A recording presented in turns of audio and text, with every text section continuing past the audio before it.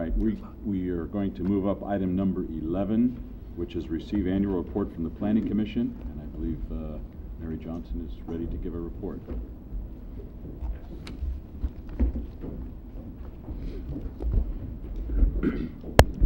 Good evening, Honorable Mayor and members of the we're almost going to say the Commission of the Council. My name is Mary Lou Johnson, and I'm the Planning Commissioner. I served as chair in 2009, and this is why I'm giving you the report. I will be providing you with a summary of 2009 and an outlook for 2010. There is a PowerPoint to your area, to your left. First, I want to point out that we have had a very consistent and a longevity in our Planning Commission. I'm really proud to state that we are not Siamese twins. We speak very boldly about what we're passionate about, but we're a very strong commission, and I'm really proud of that, to be part of that commission for over 20 years. And also to acknowledge our council liaison, Council Member Ken Ibera. We've participated in some major projects in 2009, and the Commission participated in the general plan and the completion of that, as well as the development of several other ordinances. And for example, the wireless communication ordinance and the vehicle repair ordinance. We've also reviewed the residential design guidelines, the housing element, and approved 3 lots in the subdivision along the Sneath Lane area. Some of the smaller, excuse me, some of the smaller commercial and residential projects for 2009. The level of activity for residential and commercial, interesting enough, the application was similar to 2008. And the Planning Commission reviewed a total of 34 projects in the smaller commercial and residential division. And the breakdown of those 34 projects was 16 architectural review and use permits were processed, and 18 residential use permit applications were also processed. And just to give you a brief overview of some of the goals for 2010, and with the goal of providing a higher quality of life in San Bruno and responding to the needs of the community, we have set some high expectations for any development within our community, and that is in alignment with many other commissions and committees and council. This is not done through only the Planning Commission, but in collaboration of all of those areas. But really the key factor is the higher quality of life in San Bruno, and that's really stands clear coming from our community as well. Guidelines are now in place for applicants to meet the new expectations. Additionally, some of those areas that we're taking a look at is implementing the general plan, implementing the residential design guidelines, and implementing the housing element update. And the completion of the zoning code update with a sustainability component, and the complete the downtown and transit corridor plan. I'll give you just a brief little piece on the general plan. This is of a new area, and it's to focus implementation of economic development strategies. And that's primarily, for example, a list of, providing a list of some of the commercial properties that are available, identify ways to do business in San Bruno, develop some levels of outreach plans, and there'll be many other types of creative ways, but those are just to give you a brief overview in that area. And it's also a review of applications for consistency within the adopted general plan.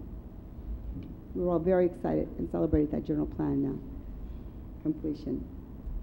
And the completion of the zoning code update for the consistency with the adopted general plan, the transit corridor plan, and the residential design guidelines. I want to include a sustainability component in that area. And the residential design guidelines, of course, that comes really strong in our area.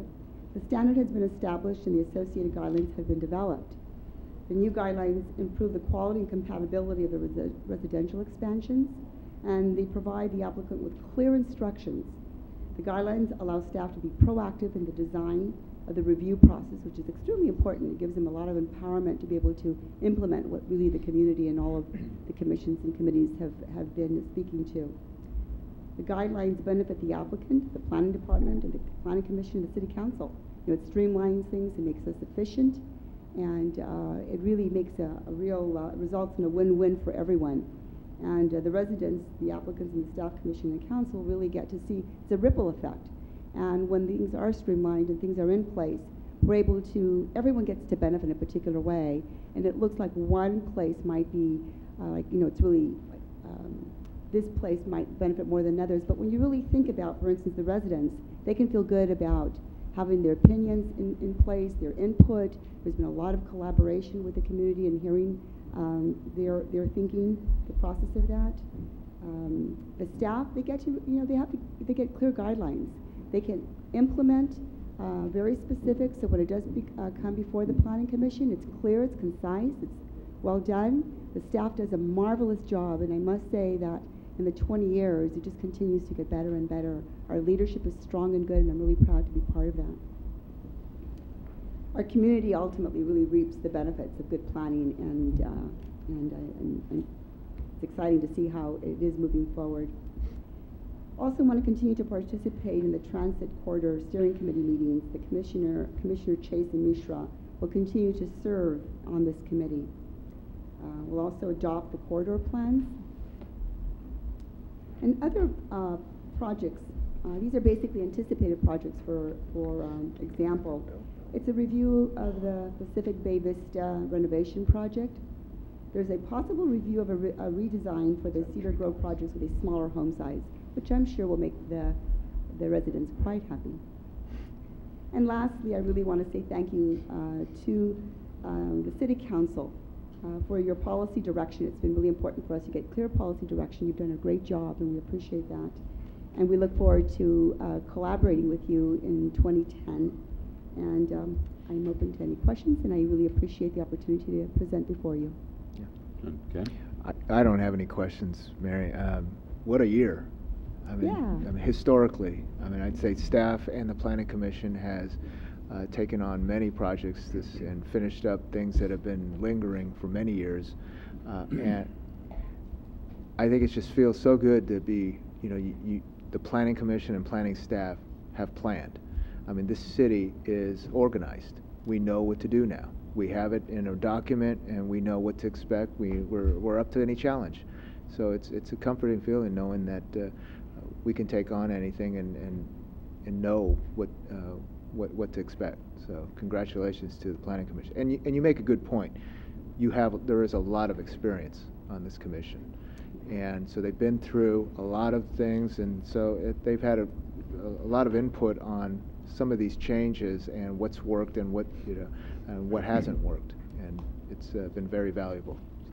Well, thank you for that input, and I'd be happy to pass it on to the Commission. Thank you. Good. And Mary, also for me, as you know, I came from the Planning Commission to the City Council about 14 and a half years ago, and it was a lot of fun, a lot of work, as you know. It's not just meetings, but it's out in the public, knocking on doors and visiting commercial enterprises. And in the last number of years, we've really come a long way in the city. You can just drive around and take a look. So you and your commissioners have had, tons and tons of accolades to do all of this stuff. It's just wonderful, and we congratulate you, and please pass it on. We really appreciate your work and efforts. Well, thank you, and I will pass that on. Thank you. Anything else? That completes my report, and thank you for the opportunity. Great, thank you.